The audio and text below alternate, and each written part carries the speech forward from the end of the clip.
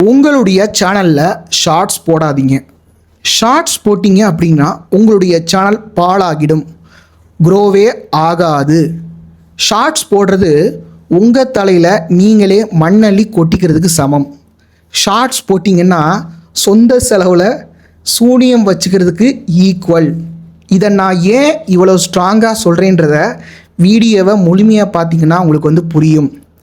பாருங்கள், என்னுடைய paid கோச்சிங்கில் join பண்ண ஒரு 10 சேனலில் நான் மானிட்டைஸ் பண்ணியிருக்கேன்.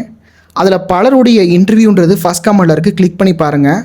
ஒரு ப்ரூஃபு, இவங்க சேனல் எதையுமே நான் ஷார்ட்ஸ் போட்டு மானிட்டைஸே பண்ணலைங்க. அதாவது சிலர் இருக்காங்க, அதாவது 3500 வாட்ச் ஹவர்ஸ் அவங்களுக்கு ஆல்ரெடி இருக்கும். ஒரு சின்னதாக புஷ் கொடுத்து 4000 வாட்ச் ஹவர்ஸ் வந்துடும். அவங்க தான் அந்த சேனலில் மானிட்டைஸ் பண்ணாங்க அப்படின்னு கிரெடிட் ஸ்டீலிங் பண்ணுவாங்க. அப்படி நான் பண்ணலை. ஸ்க்ராட்ச்லேருந்து 0லேருந்து 4000 ஹவர்ஸ் வாட்ச் டைமை நான் இந்த சேனல்ஸ் எல்லாத்துக்குமே நான் கொண்டு வந்திருக்கேங்க. இவங்க சேனலில் எதையுமே நான் ஷார்ட்ஸ் போடலை. ஷார்ட்ஸ் போடாததுனால தான் இவங்க சேனல் எல்லாமே வேகமாக மானிட்டைஸ் ஆகிருக்குங்க. இவங்க என்னுடைய கிளைண்ட்ஸ் கிட்ட நான் சொல்கிறேன், ஷார்ட்ஸ் போடுங்கன்னு என்கரேஜ் பண்ணாலும் இவங்க ஷார்ட்ஸ் போட மாட்டுறாங்க. 2 பேர் அவுட் ஆஃப் க்யூரியாசிட்டி ஷார்ட்ஸ் போட்டாங்க. அவங்களும் துண்டக்கான துணியக்காரன்னு சொல்லிட்டு ஷார்ட்ஸ் வேணாம் அப்படின்னு சொல்லி வந்துட்டாங்க. அதாவது இந்த வீடியோவில் நான் ஒரு டிஸ்க்ளைமர் கொடுத்துட்றேன். ஏன்னா இந்த வீடியோவில் நான் ஷார்ட்ஸ் போடாதீங்கன்றதான் நான் சொல்ல போகிறேன். ஏன் நான் ஒரு டிஸ்க்ளைமர் சொல்கிறேன்னா, இங்கே சில பேர் அஃபண்ட் ஆயிடுவீங்க. ஏன்னா ஷார்ட்ஸ் தான் ஷார்ட்கட் டு யூடியூப் சக்ஸஸ். அதில் தான் ஒரு நாளைக்கு 200 சப்ஸ்கிரைபர்ஸ் வரும். சில பேர் மனக்குழப்பமாகி வச்சுருக்கீங்க. அதாவது இந்த யூடியூப் டிப்ஸ்லாம் பார்த்து, இங்கே யூடியூப் டிப்ஸ் போடுறவங்களாம் எப்படி போடுறாங்க, ஷார்ட்ஸ் வியூஸை இன்க்ரீஸ் செய்வது எப்படி என்று வீடியோ போடுவார், ஷார்ட்ஸே போடாதவர். சரிங்களா? இந்த மாதிரி தான் இருக்காங்க. நீங்கள் அதை பார்த்தும் சில குழப்பத்தில் இருப்பீங்க. அதாவது என்னுடைய சேனலை ரெகுலராக பார்த்துருந்தீங்கன்னா இந்த டிஸ்க்ளைமர் தேவையில்லை. ஏன்னா என்னுடைய பல வீடியோஸில் நான் ஷார்ட்ஸ் போடாதீங்கன்னு நான் சொல்லியிருக்கேன். நிறைய பேர் கமெண்ட் பண்ணுறதுலேயே ஏன் அப்படி சொல்கிறீங்க, இல்லை என்னுடைய கோச்சிங்கோ கன்சல்ட்டிங்கோ வர்றவங்க ஏன் ஷார்ட்ஸ் போடாதீங்கன்னு சொல்கிறீங்க, அந்த மெசேஜ்ன்றது கரெக்டாக கன்வே ஆயிரும். ஆனால் இந்த மாதிரி ஒரு டெடிக்கேட்டடான வீடியோ நான் மேக் பண்ணலை. என்ன காரணம்னா, அஃபண்ட் ஆயிடுவீங்க. இந்த வீடியோவில் அஃபண்ட் ஆனாலும் பரவாயில்ல, நம்ம நினைக்கிறத சொல்லி விட்ருவோன்னு சொல்லிட்டு நான் இந்த வீடியோ மேக் பண்ணியிருக்கேன். நீங்கள் என்னென்னலாம் கேள்விகள் கேட்பீங்களோ அந்த கேள்விகளை நானே கேட்டு அதற்கு நான் ஆன்சர் பண்ணுறேன். இதை தாண்டி உங்களுக்கு கேள்விகள் ஏதாவது, அதாவது ஷார்ட்ஸை ஏன் போடணும் அப்படின்னு உங்களுக்கு ஏதாவது ஒரு கேள்விகள் இருந்துச்சு அப்படின்னா கீழே கமெண்ட் பண்ணுங்கள். அதை நம்ம எடுத்து இன்னொரு வீடியோவில் நம்ம ஆன்சர் பண்ணுவோம். சரிங்களா? இப்போ நான் பல்வேறு விதமான ஆங்கிள்லேருந்து உங்களுக்காக உங்கள் சார்பாக நான் ஆன்சர் பண்ணுறேன். ஃபஸ்ட்டு, ஷார்ட்ஸ் ஏன் போடக்கூடாது. இப்போ நீங்கள் கேட்கலாம், இப்போ இந்த ஃபுட் விளாகர்ஸ்லாம் இருக்காங்க, ஷார்ட்ஸ் பண்ணுறவங்களாம் இருக்காங்க, இதே ஒரு தொழிலாக இருக்காங்க, இன்ஃப்ளூயன்சர்னு சொல்லிக்கிறாங்க, இவங்கெல்லாம் பண்ணலாம் இல்லையா, அவங்க இந்த ப்ரமோஷன்ஸ்லாம் பண்ணலாம் இல்லையா. இப்போ யூடியூப் அந்த ப்ரமோஷன்ற ஒரு டேப்பை எடுத்து விட்டாங்க.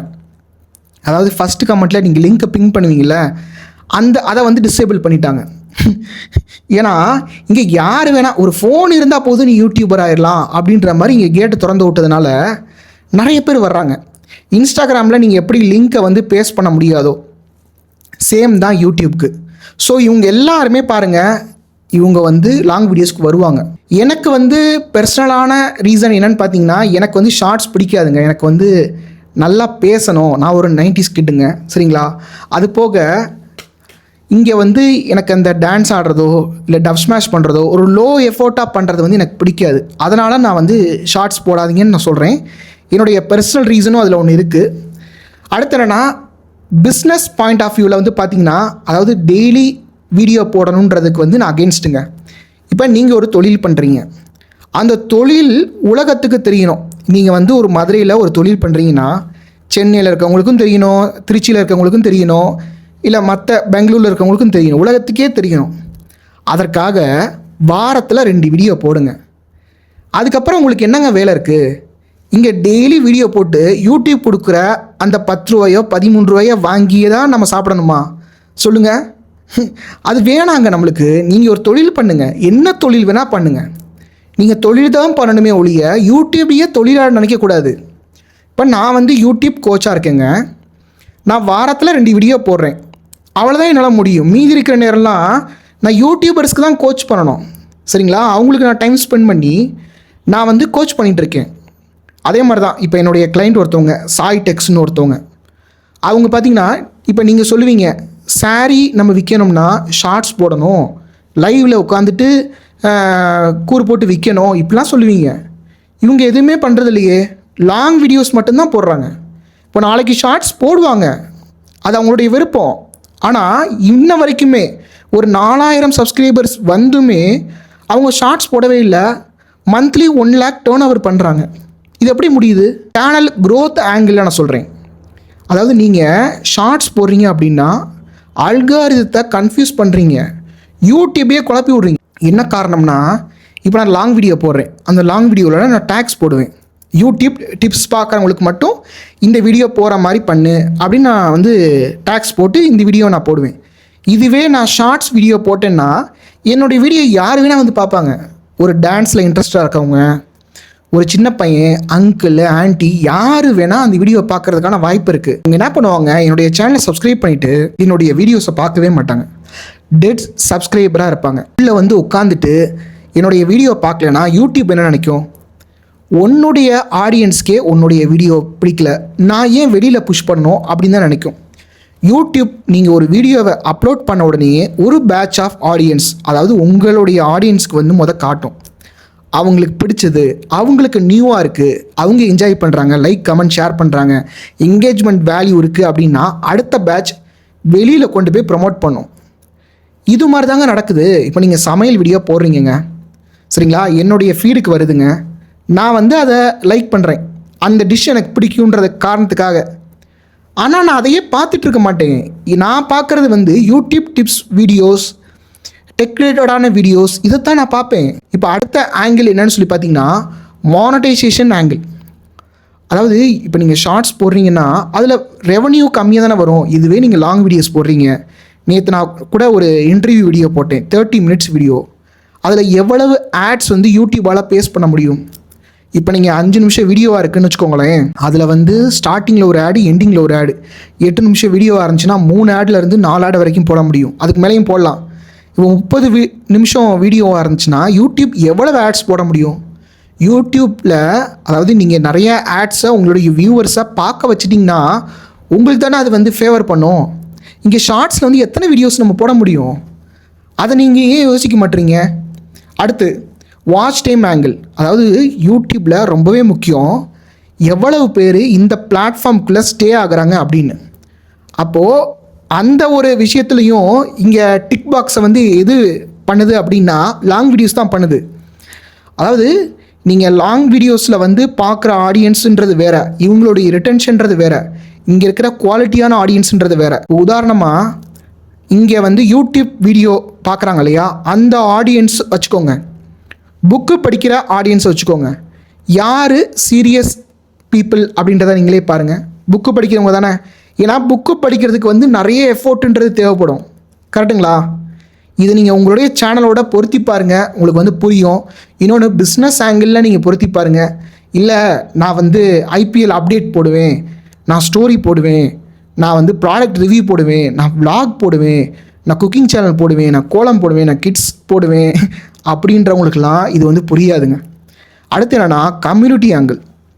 அதாவது யூடியூப்பில் நான் வந்து ஒரு லாயலான கஸ்டமர் பேஸ், ஒரு கன்சியூமர் பேஸ், ஒரு சப்ஸ்கிரைபர் பேஸ், அதாவது எனக்குன்னு ஒரு சங்கத்தை உருவாக்கணுங்க. இப்போ எனக்கு ஏதாவது ஒன்றுன்னா அவங்க குரல் கொடுக்குற மாதிரி இருக்கணும். அதாவது ஒரு ஒரு என்கேஜ்மெண்ட், ஒரு கிரியேட்டர் கம்யூனிட்டியை வந்து நம்ம உருவாக்கணும். அந்த கம்யூனிட்டியை வந்து நம்ம எப்படி ஷார்ட் வீடியோஸில் க்ரியேட் பண்ண முடியும்? இப்படி ஒரு வீடியோ இருக்கா, தள்ளி விட்டு போயிட்டே இருப்பாங்க, கரெக்டுங்களா? அதாவது நீங்கள் ஒரே ஒரு ஷார்ட்ஸ் வீடியோவில் என்னை பற்றி புரிஞ்சுக்க முடியுமா, இல்லை ஒரு லாங் வீடியோவில் நீங்கள் என்னை பற்றி புரிஞ்சுக்க முடியுமா? இங்கே வந்து ஒரு வீடியோ பார்த்துட்டு இவர் இப்படித்தான், அதாவது மனிதனுடைய இயல்பே அதுதான், ஒரு ஆளை நம்ம பார்க்குறோம், உடனடியாக அவன் இப்படித்தான் அப்படின்னு சொல்லி ஜட்ஜ்மெண்ட் எழுதி பேனா நிப்பை வந்து உடச்சிருவோம். அதாவது இப்போ நீங்கள் ஒரு வீடியோ பார்க்குறவங்களுக்கும் 10 வீடியோ பார்க்குறவங்களுக்கும் என்னை பற்றி நல்லா பெட்டராக அண்டர்ஸ்டாண்ட் பண்ணுவாங்களா மாட்டாங்களா? இல்லை சில வருஷங்களாக ஃபாலோ பண்ணுறாங்கன்னா என்னை பற்றி இன்னும் பெட்டராக அண்டர்ஸ்டாண்ட் பண்ணுவாங்களா மாட்டாங்களா? நீங்களே சொல்லுங்கள். இப்போ ஒரு ஆள்கிட்ட ஒரு டைம் நீங்கள் போய் பேசுகிறீங்க, நீங்கள் அவரை நல்லா புரிஞ்சுக்குவீங்களா? இல்லை அவரோட நீங்கள் 1 இயர் ட்ராவல் பண்ணுறீங்கன்னா நீங்கள் அவரை வந்து எந்த அளவுக்கு புரிஞ்சுக்குவீங்க? இப்போ இந்த புரிதல் எதற்காக தேவை? எனக்கு காசு தான் தேவை, எனக்கு இந்த புரிதல்லாம் தேவையில்லை. அதாவது நீங்கள் அப்படி பார்க்கக்கூடாதுங்க. இந்த நொடி நான் பணத்தை சம்பாதிச்சுட்டு அப்படியே நான் ஓடிடணும், ஒரு ராபிங் மென்டாலிட்டியில் இருக்கக்கூடாது. அதாவது யூடியூப்ன்றது இன்னைக்கு பண்ணிவிட்டு நாளைக்கு விடுறதில்ல. இதை நீங்கள் லைஃப் லாங் பண்ணணும். லைஃப் லாங் பண்ணுறதுக்கு உங்களுக்கு வந்து ஒரு கம்யூனிட்டின்றது தேவைங்க. கம்யூனிட்டி இருக்கணும். இப்போ என்னுடைய வீடியோஸில் எவ்ரி டைம் நான் டைட்டிலும் தம்ப்நெயிலும் கரெக்டாக போட முடியுமா? ஹியூமன்லி அது பாசிபிளா? சில நேரம் போட முடியாத மாதிரி தான் இருக்கும். எவ்ரி டைம் நான் வந்து எவ்ரி டே ஒரு குட் டேவாக அமையாது இல்லையா? அப்போ எனக்காக அந்த வீடியோ பார்ப்பாங்க, என்னுடைய ஃபேஸ்க்காக அந்த வீடியோ பார்க்க வாய்ப்பு இருக்கு இல்லையா? இந்த விஷயங்கள்லாம் நீங்கள் வந்து ஷார்ட்ஸில் பண்ண முடியாதுங்க. அடுத்து என்னென்னா ரேங்கிங் ஆங்கிள்.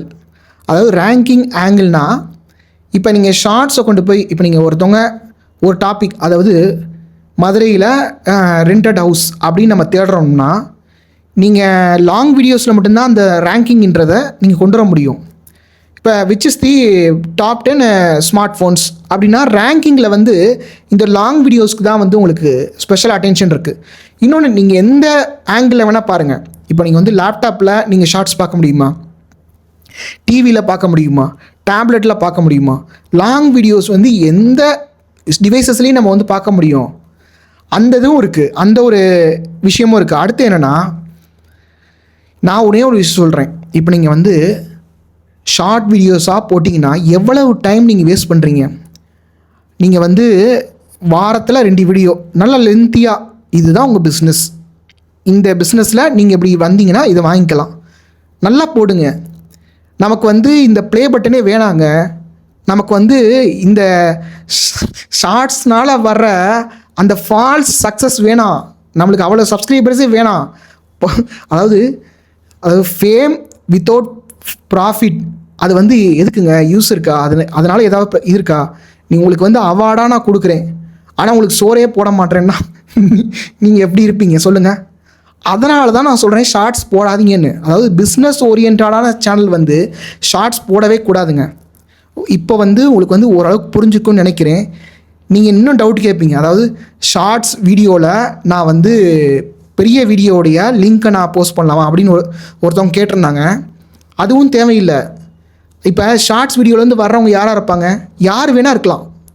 இப்போ என்னுடைய பையன் வந்து ஷார்ட்ஸ் வீடியோ அப்படியே ஸ்க்ரோல் பண்ணிட்டே இருப்பான், 4 சேனலில் வந்து சப்ஸ்கிரைப் பண்ணுவான். இந்த மாதிரி எல்லா குட்டீஸும் பண்ணிகிட்டு இருக்குங்க. இப்படியே தான் இருக்காங்க எல்லா குட்டீஸும். இந்த மாதிரி இடத்துல இருக்கிறவங்களுக்குலாம் அட்டென்ஷன் ஸ்பேன் ரொம்பவே கம்மியாக இருக்கும். அதாவது அங்கே போடுறாங்க இல்லையா, அந்த ஷார்ட்ஸுன்றதை வந்து புஷ் மார்க்கெட்டிங். ஒருத்தவங்களுக்கு பிடிக்குதோ இல்லையோ அவங்க வீடியோ முன்னாடி வருங்க, அவங்களுடைய ஃபீடில் வருங்க. சும்மா அந்த நேரத்துக்கு இப்போ ஒரு முருகன் ஃபோட்டோ இருக்குன்னா அந்த முருகன் ஃபோட்டோக்காக ஒரு சப்ஸ்கிரைப் பண்ணுவாங்களே தவிர உங்களுக்காகலாம் சப்ஸ்கிரைப் பண்ண மாட்டாங்க. அது வந்து க்ரோ ஆகாது. இப்போ இவங்க வந்து உள்ளே வருவாங்க, இந்த ஷார்ட்ஸ்லேருந்து வர்றவங்க உள்ளே வருவாங்க, உங்களுடைய சேனலை கெடுத்து விட்ருவாங்க.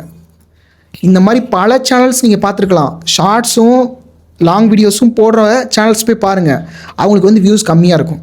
இப்போ நான் சொல்கிற மாதிரி பிஸ்னஸ் ஓரியன்டான ஒரு சேனல் நீங்கள் ஓப்பன் பண்ணணும்னு நினைக்கிறீங்களா? அதற்கு நீங்களாக யூடியூப் டிப்ஸாக பார்த்து அதுக்கு டைம் வேஸ்ட் பண்ணக்கூடாது, எனக்கு டைம் வந்து லிமிட்டடாக தான் இருக்குது அப்படின்னு நீங்கள் நினைக்கிறீங்களா? அப்போ என்னுடைய பெய்டு பர்சனல் கோச்சிங் வாங்க. இந்த இமெயில் ஐடிக்கு வந்து உங்களுடைய டீட்டெயில்ஸ் எனக்கு அனுப்புங்க. முக்கியமாக நீங்கள் அதுக்கு பே பண்ணுறதுக்கு இன்ட்ரெஸ்ட் இருக்குது அப்படின்றத சொல்லிடுங்க. இப்போது இதில் வந்தீங்க அப்படின்னா ஒரு 4 months டைமில் எப்படி யூடியூப்பில் பிஸ்னஸ் பண்ண முடியும் அப்படின்றத உங்களுக்கு நான் சொல்லித்தருவேன். அது மட்டும் இல்லாமல் 0 to 1000 சப்ஸ்கிரைபர்ஸ் 4000 hours வாட்ச் டைமை உங்களுடைய சேனலுக்கு என்னால் கொண்டு வைக்க முடியும். பாருங்கள், இங்கே யூடியூப் டிப்ஸ் போடுறாங்கல்ல, அவங்க சொல்கிற மாதிரி நான் சொல்ல மாட்டேங்க. 99% நான் வந்து டிஃபர் ஆவேன். பாருங்கள், இவங்கள மாதிரி நீங்கள் ஷார்ட்ஸ் போடணுன்ற அவசியம் கிடையாது, இவங்கள மாதிரி லைவ் போடணுன்ற அவசியம் கிடையாது, இவங்கள மாதிரி டெய்லி வீடியோஸ் போட வேண்டிய அவசியம் கிடையாது. என்னுடைய அப்ரோச்சே வேறு. வாரத்தில் 2 வீடியோ உங்கள் பிஸ்னஸை பற்றி போட வேண்டியது, உங்கள் பிஸ்னஸை க்ரோ பண்ண வேண்டியது. யூடியூப்பில் வந்துட்டு கான்டென்ட் க்ரியேஷன், இன்ஃப்ளூயன்சர் இந்த மாதிரி பொழப்பு நம்மளுக்கு வேண்டாம். நம்மளுக்கு ப்ளே பட்டனே வேண்டாம், நம்மளுக்கு ஷார்ட்ஸ் வேண்டாம், கொலாப் வேண்டாம், நமக்கு ரீமிக்ஸ் பண்ண வேண்டாம். சரிங்களா? சப்ஸ்கிரைபரை துரத்த வேண்டாம். சரிங்களா?